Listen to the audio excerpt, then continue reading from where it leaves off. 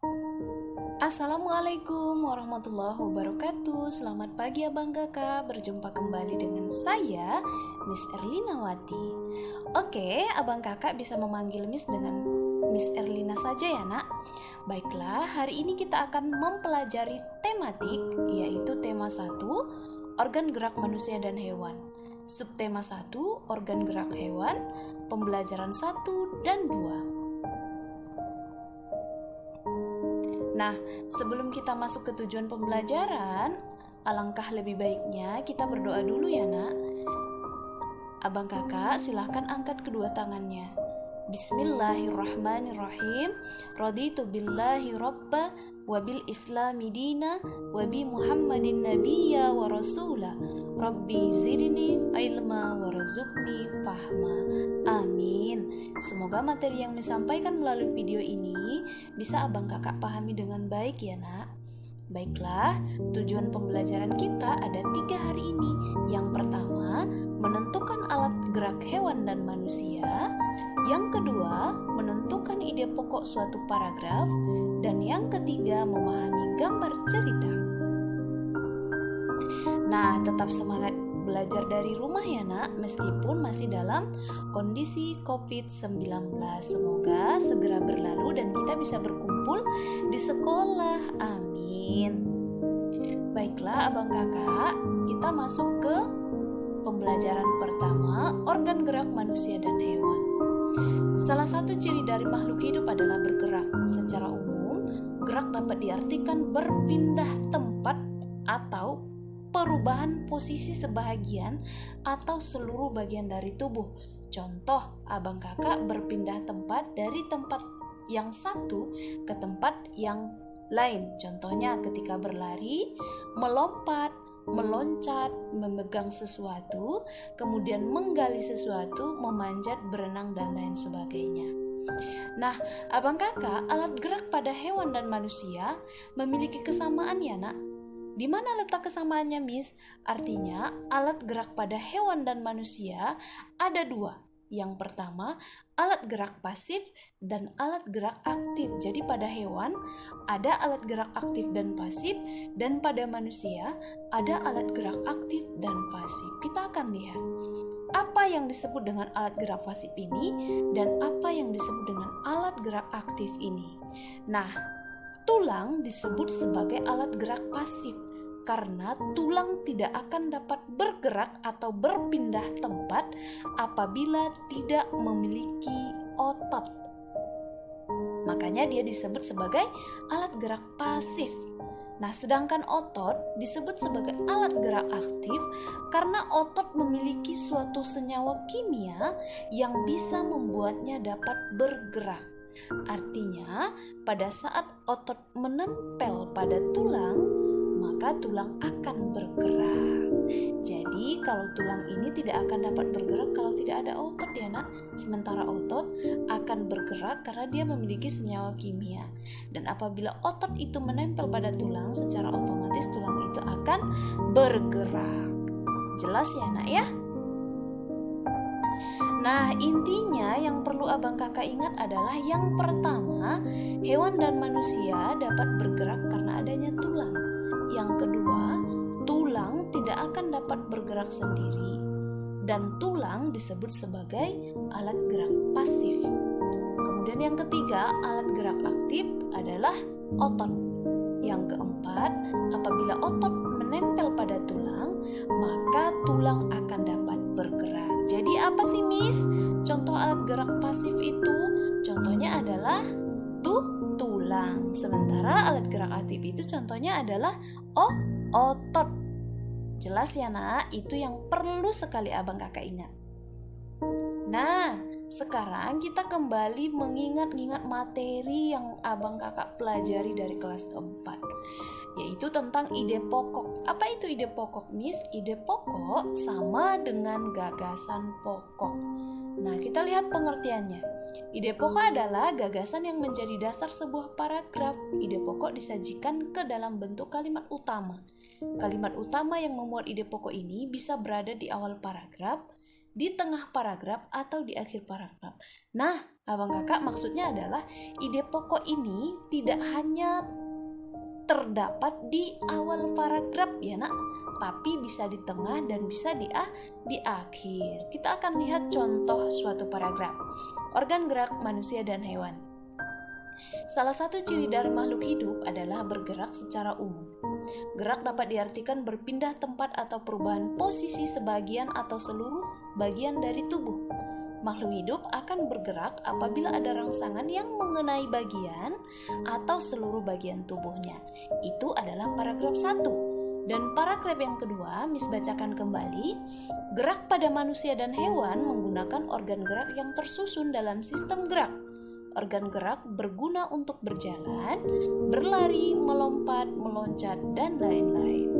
Nah, dari contoh ini ada 2 paragraf. Nah, kita akan melihat paragraf pertama itu sebagai apa dan paragraf kedua sebagai apa.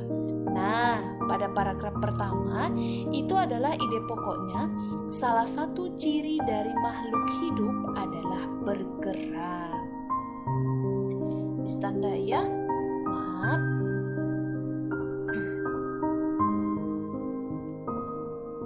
Ini dia, salah satu ciri dari makhluk hidup adalah bergerak.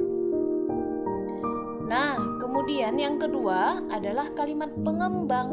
Yang mana Miss kalimat pengembangnya? Secara umum, gerak dapat diartikan berpindah tempat atau perubahan posisi sebagian atau seluruh bagian dari tubuh makhluk hidup. Maksudnya apa sih Miss? Maksudnya adalah apabila abang kakak menemukan paragraf seperti ini, maka yang pertama abang kakak tentukan adalah ide pokoknya. Yang mana ide pokoknya Miss? Ini dia. Salah satu ciri dari makhluk hidup adalah bergerak. Nah, sampai di situ ide pokoknya. Nah, kemudian kalimat yang lain ini apa Miss? Ini sebagai kalimat pengembang. Jadi tanpa ada kalimat pengembang, suatu paragraf itu tidak akan utuh ya nak ya.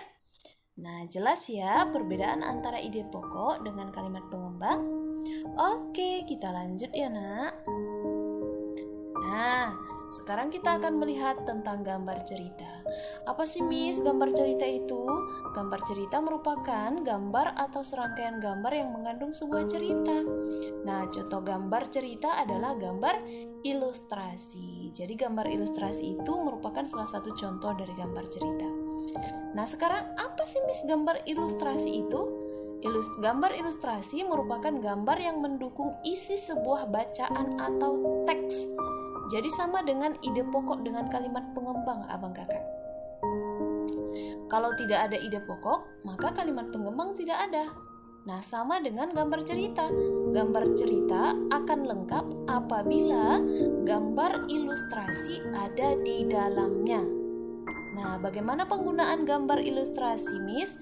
Harus disesuaikan dengan kebutuhan dan isi bacaan atau teks. Adapun ragam atau jenis-jenis gambar ilustrasi ada komik, pamflet, cover, kartun, dan karikatur. Ada yang pernah melihat kartun? Ada yang pernah membaca komik, abang kakak? Ya, komik selalu dilengkapi gambar dan ada tulisan di atas, di samping, dan pada bagian bawah. Nah, kemudian pamflet, ada yang tahu pamflet itu biasanya pemberitahuan. Contoh, sekarang yang lagi marak itu 3M ya, mencuci tangan, memakai masker, dan salah satu lagi Miss lupa. Jadi itu bentuk contoh dari pamflet. Nah, jadi intinya gambar cerita itu merupakan gambar yang memiliki cerita atau mengandung sebuah cerita, di mana di dalam gambar cerita itu ada gambar ilustrasi. Nah, sedangkan gambar ilustrasi itu terbagi atau memiliki bagian seperti komik, kartun, karikatur, dan pamflet. Paham ya nak sampai di sini? Oke, kita akan melihat bagaimana langkah-langkah membuat gambar ilustrasi. Ada 3 langkah. Yang pertama yaitu gagasan, yang kedua sketsa, dan yang ketiga pewarnaan. Nah, kita lihat satu-satu. Kalau gagasan itu contohnya seperti tema. Misalnya, abang kakak mau membuat sebuah gambar cerita yang berkaitan dengan gedung misalnya. Jadi temanya harus ada kaitannya dengan gedung. Nah, seperti itu ya, Nak ya. Yang kedua, setelah abang kakak mempunyai gagasan atau tema yang akan dibuat pada suatu gambar ilustrasi, maka sketsa untuk pembuatannya harus abang kakak buat terlebih dahulu. Nah, jadi sketsa itu apa, Miss? Rancangan gambar yang dibuat sesuai dengan gagasan. Contoh temanya tadi sebuah gedung misalnya. Jadi abang kakak harus membuat rancangan gedung tersebut atau rancangan apapun dari gagasan yang abang kakak punya. Setelah membuat sketsa, barulah langkah yang terakhir abang kakak melakukan pewarnaan. Nah, pewarnaan ini adalah langkah terakhir yang akan menjadikan suatu gambar ilustrasi abang kakak itu menjadi lebih indah, menarik, dan bisa dibaca dengan baik. Oke, paham sampai di sini, Nak? Kita lanjut ya. Nah, sekarang kita akan melihat media gambar yang digunakan untuk menggambar apa saja, Miss. Ada dua.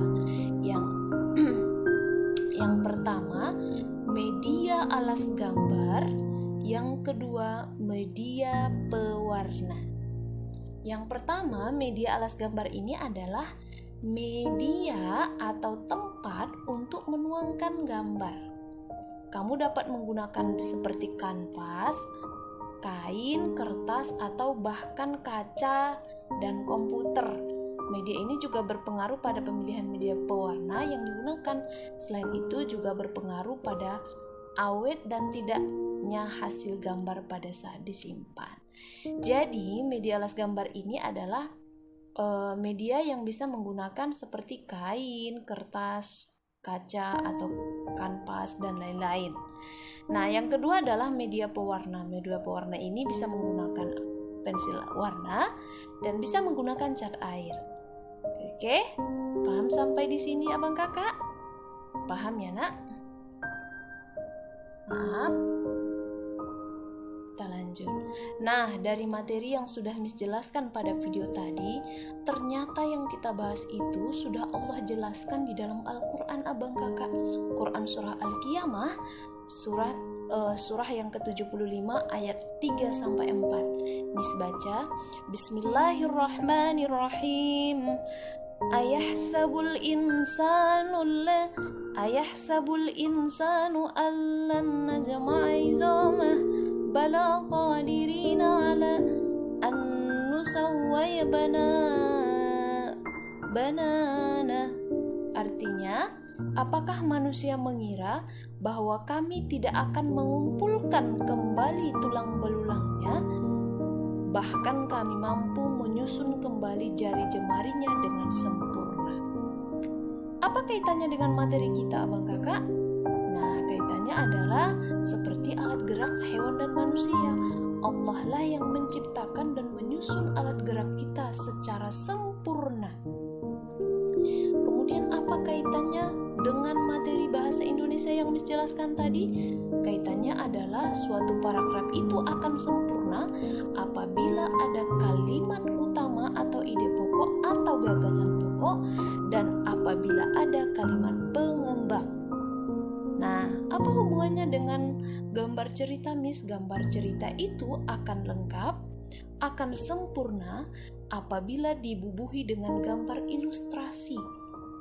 Nah, itu maksudnya ya, Nak. Jadi, apapun yang kita alami di muka bumi ini sudah Allah jelaskan di dalam Al-Quran. Jadi, abang kakak,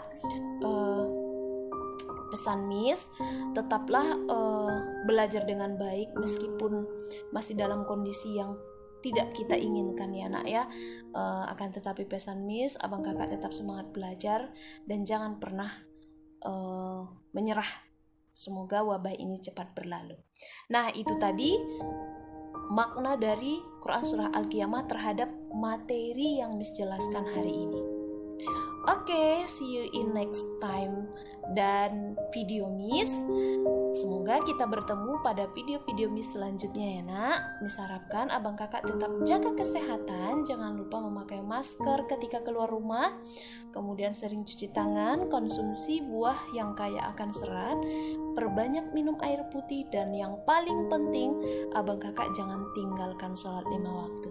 Oke, terima kasih Miss tutup. Wassalamualaikum warahmatullahi wabarakatuh.